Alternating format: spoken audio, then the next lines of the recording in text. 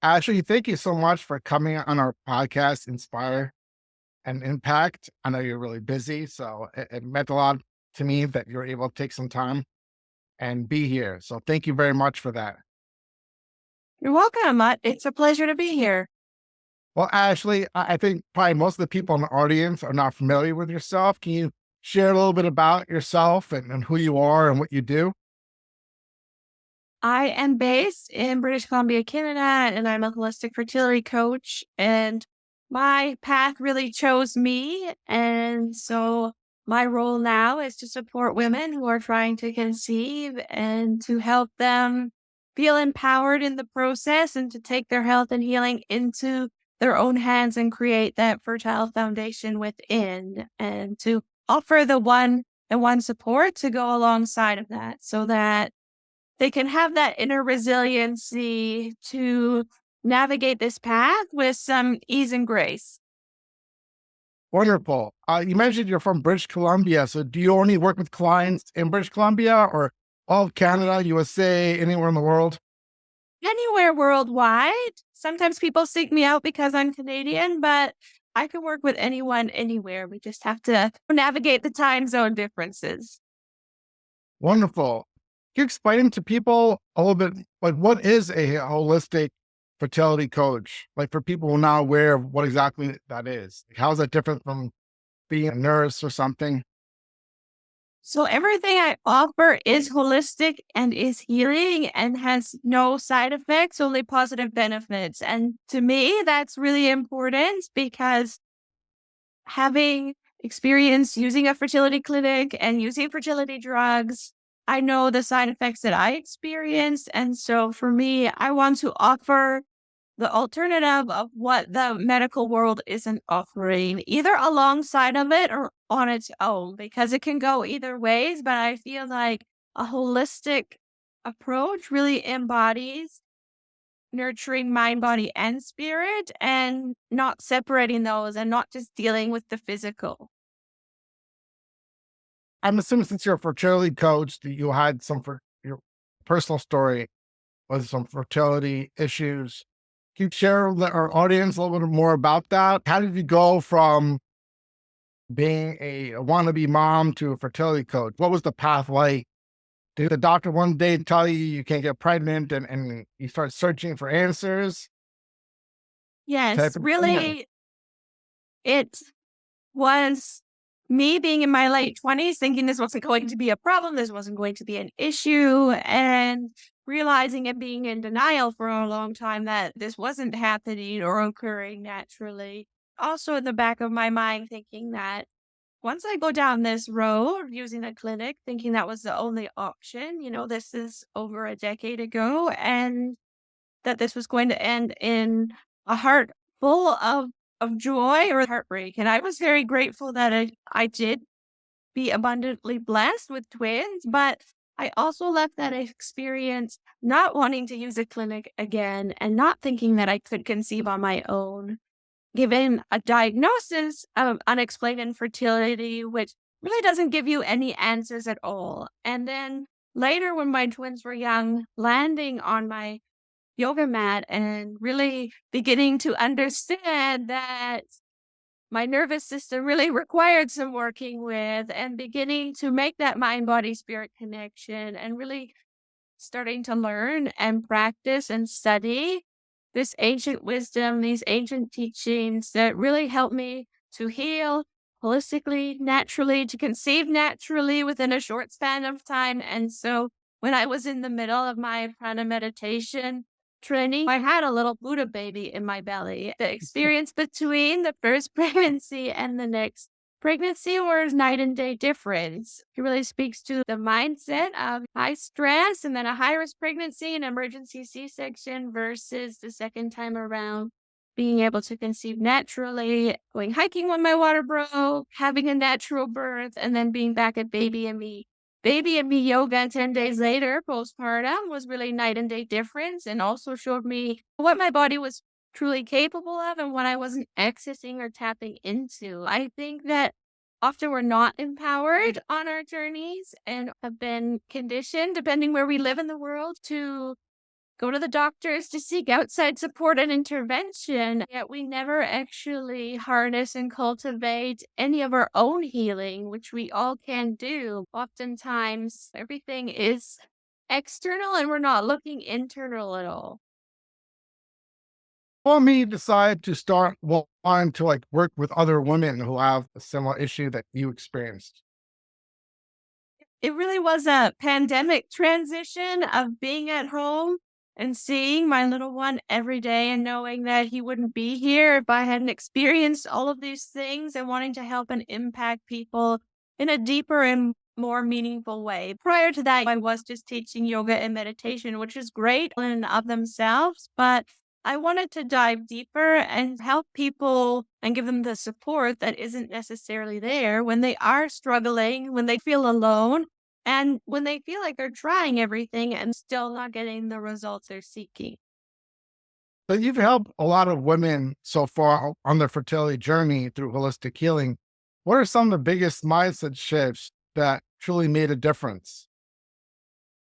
I think the biggest thing with mindset is to realize that our thoughts create our reality, whether we're aware of it or not. It means that we have to become aware and conscious of our thoughts on a day in and day out basis, which ones aren't serving us, which ones are on repeat, and begin to rewire and create new neural pathways in our brain so that we begin to water the flowers and stop watering the weeds in this garden, which is our mind. It is not a one and done thing, but you can begin to really make these conscious shifts in your thoughts, in the way that you perceive the world, because we can think that this is happening to us and that we have no control over what's happening in our life. Begin to harness and cultivate the gems that come alongside that.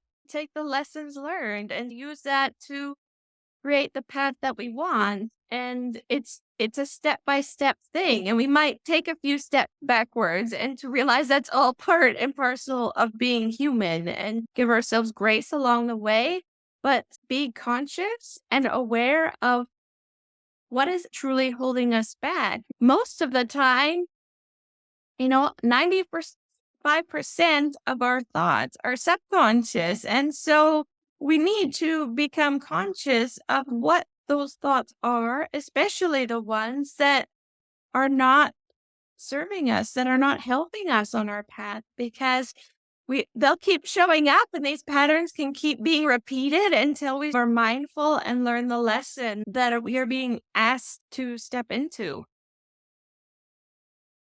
Thank you. You mentioned you integrate holistic practices such as yoga, Reiki, Ayurveda into your work. How do these practices help people reconnect with themselves in the mind, body, spirit world?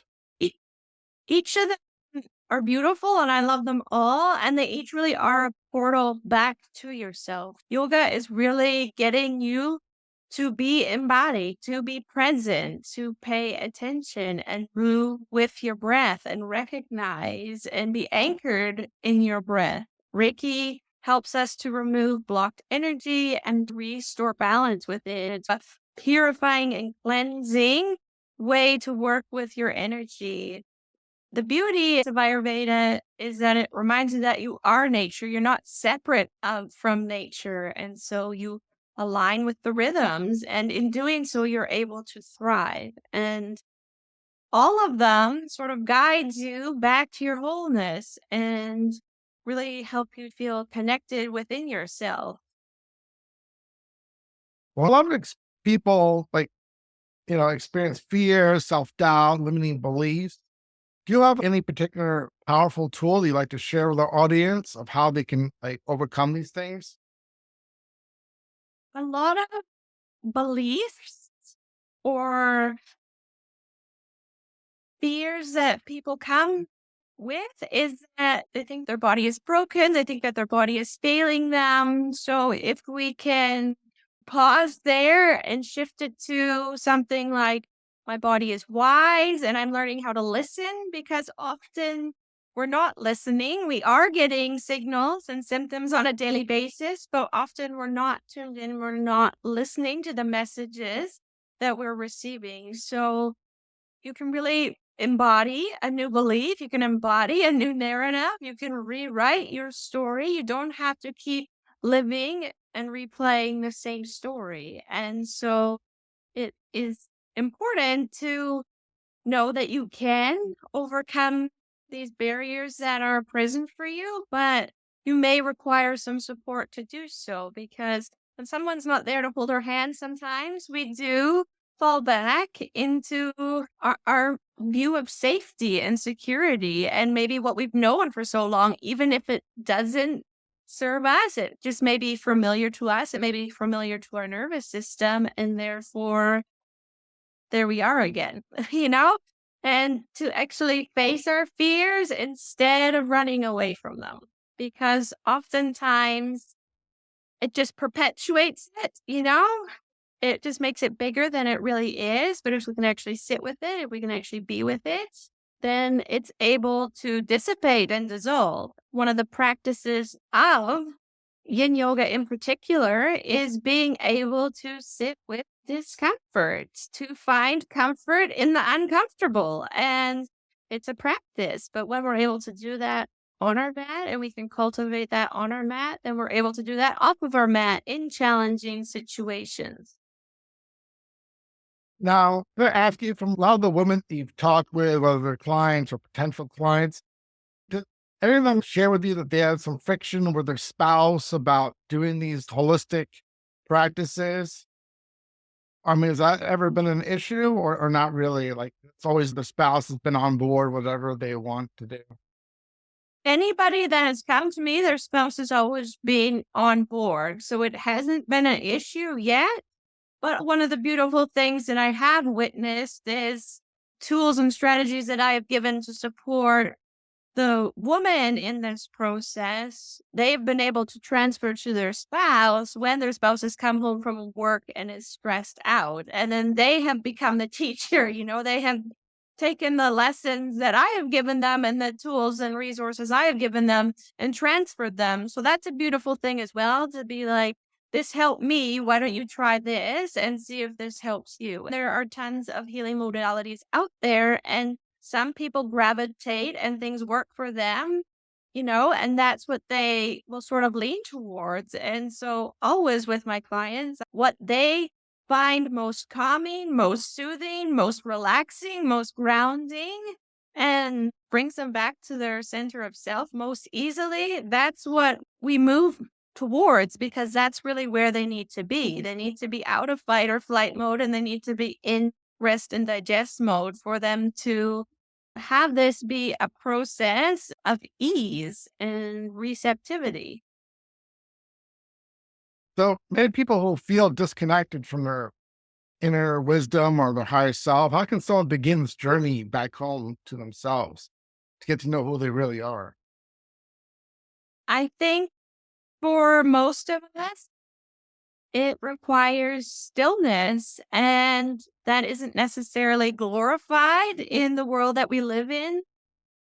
And it is really important to be able to find that for yourself, to cultivate that in your life and create that space for you to be able to listen within. And whether it's breath work or journaling or starting your day with meditation, to take that time to connect with yourself before you continue on your day. And I feel like if you are stressed or triggered or overwhelmed, that is your invitation always to take a pause, to connect with your breath and to not persevere and push through. It's better to reset in the moment and then move from that state than to just continue on with a fragmented state of mind. So you speak a lot about conscious living and elevated state of being. What are some simple daily rituals or techniques that you can share with our audience that help people shift into a more empowered state?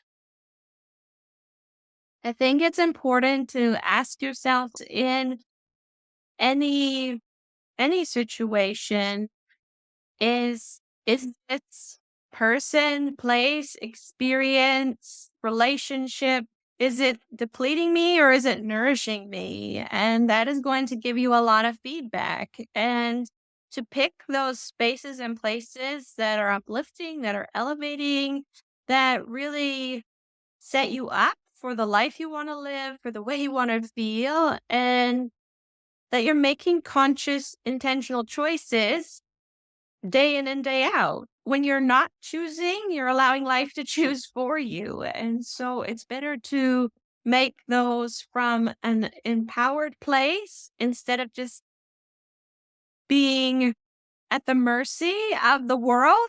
And so, great ways to do this is to not reach for your phone first thing in the morning, That's really like inviting everybody that you know, like, into your bedroom. You wouldn't do. And well, it's important to take that time and space to, be mindful, to be present, and just have a little bit of stillness in your day before, you rush into the next things. And another thing would be that food is medicine. And so how we fuel ourselves, how present we are, how mindful we are, really matters in the way that we absorb those nutrients. Because if we're scrolling, if we're in the car, then we're not actually being present and not receiving what we think we are from the food we're eating. And so, another great practice is gratitude and bringing that either into the end of your day or when you can think of it, whether it's when you're opening your blinds in the morning. What are three things that you're grateful for? Or when you're feeling stressed, it's a great way to shift that state of being is to find gratitude in the moment, because there is always something to be grateful for. And to make that shift in your state of being and to be conscious and aware of that is going to help you move and shift your energy from the state and place that it was. You mentioned a little about how stress can impact fertility, but isn't it even realistic for people to live stress free? When we live in a world that seems like so many people are stressed out with, so much happening in the world, like politics, economy, jobs. It just seems like there's always some type of turbulence coming our way. Right. And I would love to speak to that because not all stress is negative. We do need some degree of stress to motivate us to get things done, but it's also realizing when we're really internalizing that and when that is really the way that we're moving through life. We don't want to be moving through life day in and day out, stressed out, especially if you're trying to conceive. That is not going to help you.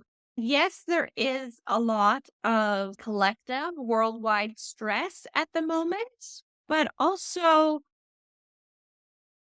the stress in the world is a reflection of, the inner reflects the outer and the outer reflects the inner, and they're not separate. And so, what can I do consciously day in and day out to navigate and deal with my stress so that I'm not adding to the stress of the collective and I'm not amplifying that energy and perhaps negativity, that I'm doing my part for myself. And I think that's a big difference of, we don't need to add fuel to the fire. And how can we be more peaceful and calm ourselves and then have that ripple out into the world?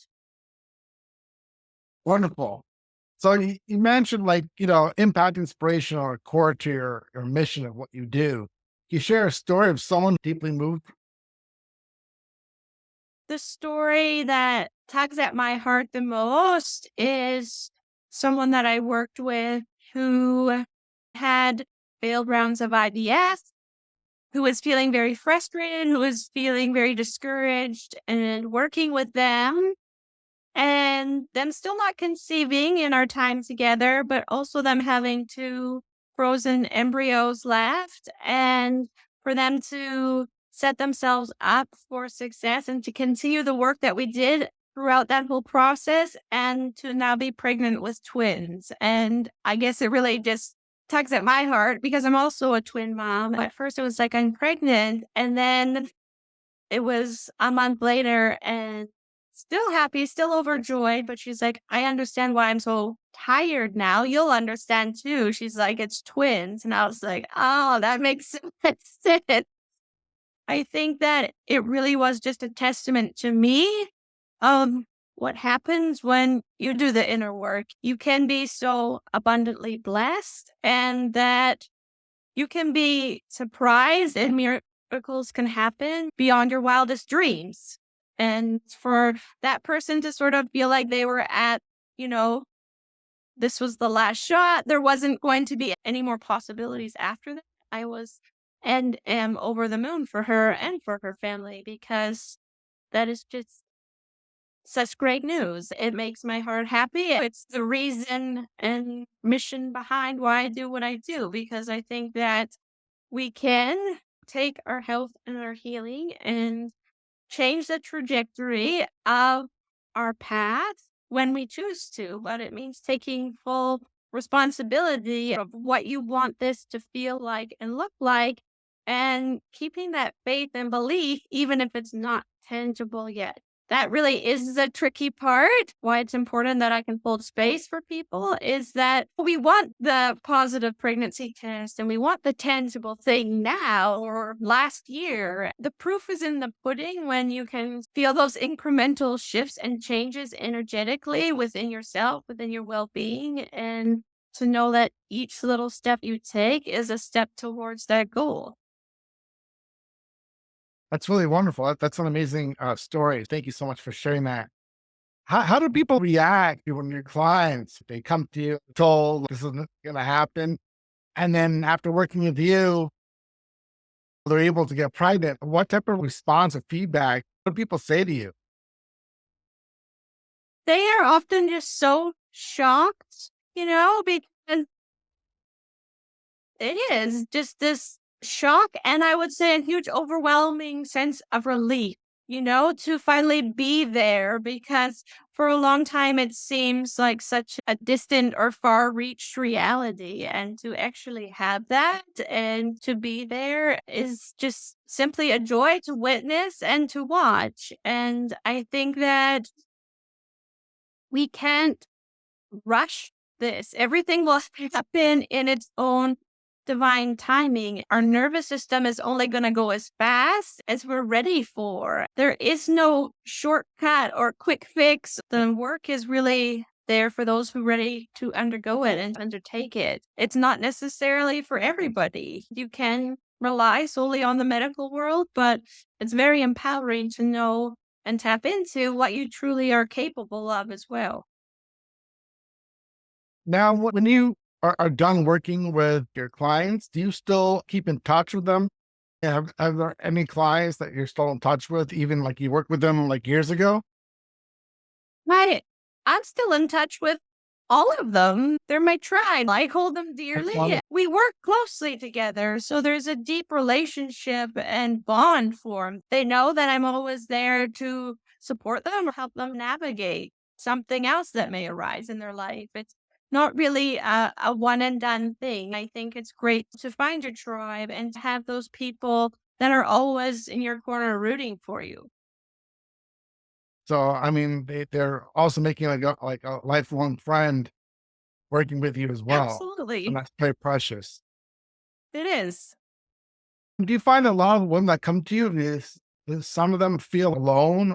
They feel alone most of the time, and most of the women that do come to me, and I would say the experience for most people struggling with infertility is one of a sense of separation, of aloneness, because often people in their world, such as their friends and family members, and perhaps even their coworkers, are not currently experiencing what they are experiencing. And therefore, they feel alone. They may not feel supported and they don't feel like they can openly share what they're going through because it's very vulnerable and private and personal. And so there really needs to be a lot of sensitivity around that. I don't offer any judgment. You're welcome to come as you are. You're not meant to be anywhere else or experiencing anything else other than where you're at in the present moment. We don't need to remain there, but we can move from there. And I think there's a lot of feelings of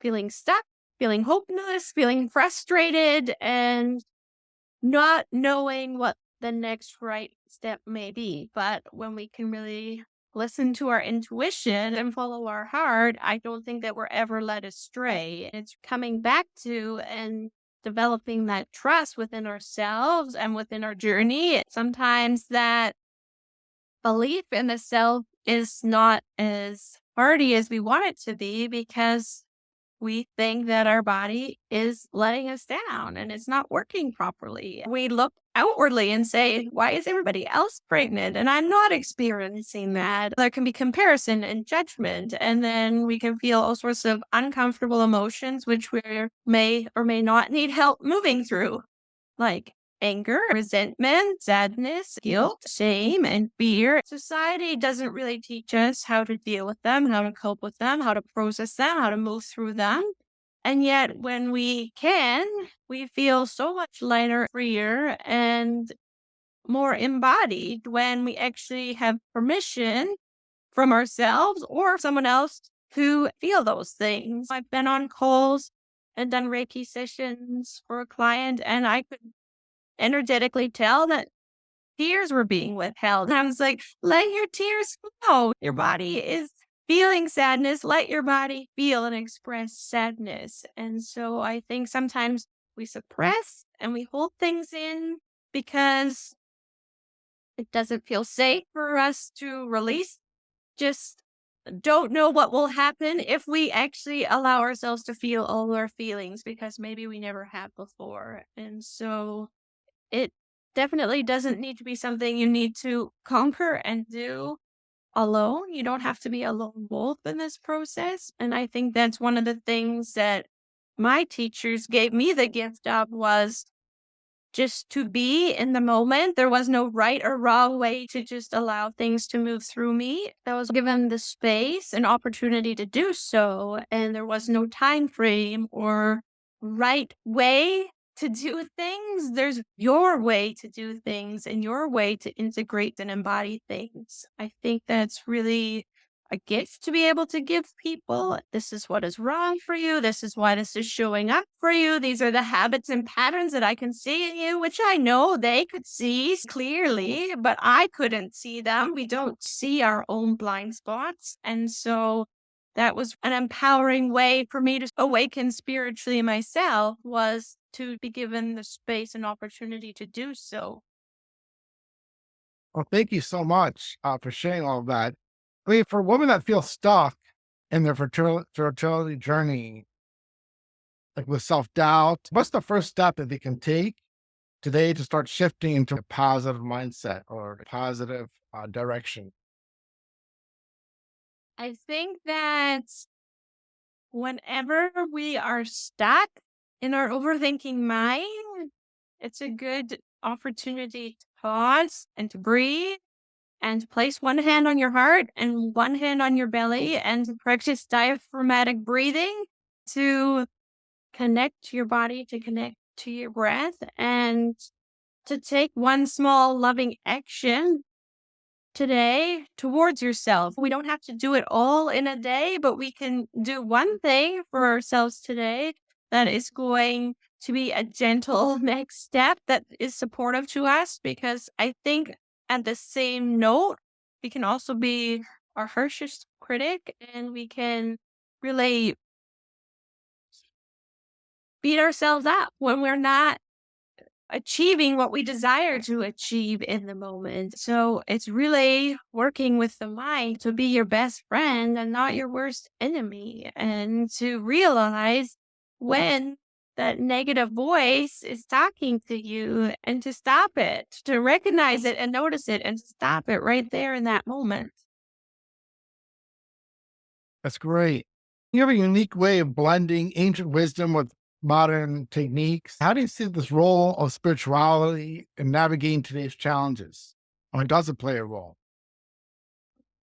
Definitely plays a role. I think that spirituality isn't separate from our daily lives. It's woven into every moment. It's how we breathe, it's how we speak to ourselves, it's how we choose to show up. And the world is pulling us outward, and spirituality is really that anchor that brings us inward and connects us to ourselves. We embody that trust and alignment, and we can navigate challenges from a place of wisdom instead of reaction. For the longest time, I was very reactionary, very emotional, very devastated, very dysregulated, and didn't understand or have the tools to support myself or recognize that I didn't have a mind body spirit connection the first time around when I was trying to conceive. But it's definitely something that I have cultivated and is very important to me because in every moment you can always feel divinely held and guided no matter where you are. And to just have that inner trust and knowingness for the longest time, I think that's what I was seeking and what I thought was missing, but I didn't really know what I was looking for and was able to find that for myself. The saying is that when the student is ready, the teacher arrives. So that was my case and continues to be the case. My mentor that trained me, I just returned from India, was on a retreat with my guru that I've been studying with. I was then ready for that next up leveling, that next state of consciousness. We can't force or rush these things. We just have to be open and embrace where we are in the moment, and truly get out of our own ways and our own minds because much of the thought isn't serving us. I want to ask you about that because I saw that in your newsletter. You visited India. How was that trip? Can you share anything you learned or anything that impacted you? Oh, wow. I learned so much.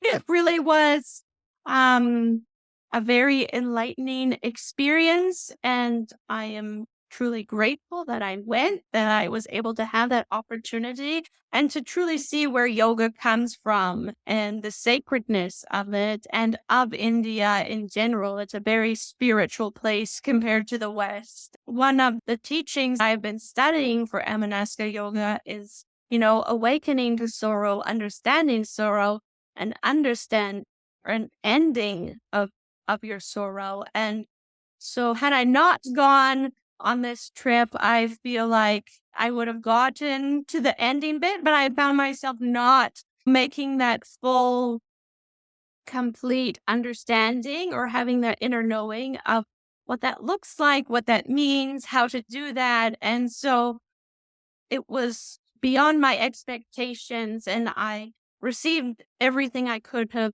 wanted and more, and was absolutely poured into for 10 days. I get to come home and offer that to everybody else in my world. I think that is just the biggest blessing. What they really wanted from us was not just to take this and keep this for yourself, but to share this wisdom in your own way with those in your world and to continue to impact and inspire people in a positive way because we all know the world really needs that in this present moment. Wow, it's really amazing. Kind of jealous of you. You had like such an amazing experience. Do you recommend other people that are interested in growing spiritually to also visit India? It is a truly sacred place. And if you have the opportunity, I would definitely grab it. I feel like I'm a completely different person since I came home. We can always learn something and be open to expanding by learning a different culture, traditions, rituals, and practices. Yeah, I I would absolutely recommend it. It is very different to the West. It is so busy. It is so noisy. There's so much going on. I can't even fully explain or describe it. You really have to witness it for yourself. But also, I have never felt so calm or peaceful or grounded or like myself as I did there, like by the Ganges River and where we did all of this training. So, there's that duality there of noise and peace, and there's duality in all of our lives of pain and pleasure, but we're always seeking pleasure and we're never very easily able to sit with the pain. And it's just realizing the duality of both. Wonderful. So if somebody had to walk away from our conversation today on this podcast with one key insight, what do you want it to be? What do you want people to get out of this conversation? I would love for people to recognize and realize that you are whole right now as you are. Your journey isn't about fixing yourself. It's really about remembering your own wisdom and your inner power and your innate worthiness, and to choose and to honor yourself in mind, body, and spirit, always in all ways. I like to say healing really isn't about doing more, but being more yourself in a new way. And the moment you can really soften into trust and surrender, everything begins to change. Oh, thank you. That's really great. Was there anything else you'd like to share with our audience? I think I have said what I was saying, but I really hope that there has been a gem or something that you can take away from today that is going to help you on your journey, because we truly are here to positively help, inspire, and impact one another, and to put good out into the world, and to know that that will come back in kind to you. If somebody had any questions or they're interested in potentially working with you, how can they get in touch with you? You can join my Holistic Fertility Coach Facebook group and be in a safe, sacred space. You can also reach me on the health and wellness platform Vibely. I offer yoga classes. I offer my one-to-one coaching. I offer Reiki. I offer meditation, because I believe that we really, truly do need to prioritize our health and well-being no matter where we are on our journey. So whether that's a fertility journey or not, I think it's so important to take that time for you. Well, Ashley, I want to thank you again for coming on our podcast. It was a truly pleasure. Thank you so much for sharing all your wisdom and knowledge and your experiences. And so amazing that you're inspiring all these women to have a more positive mindset about fertility and their well being. Thank you again for sharing everything and being such an inspiration to us all.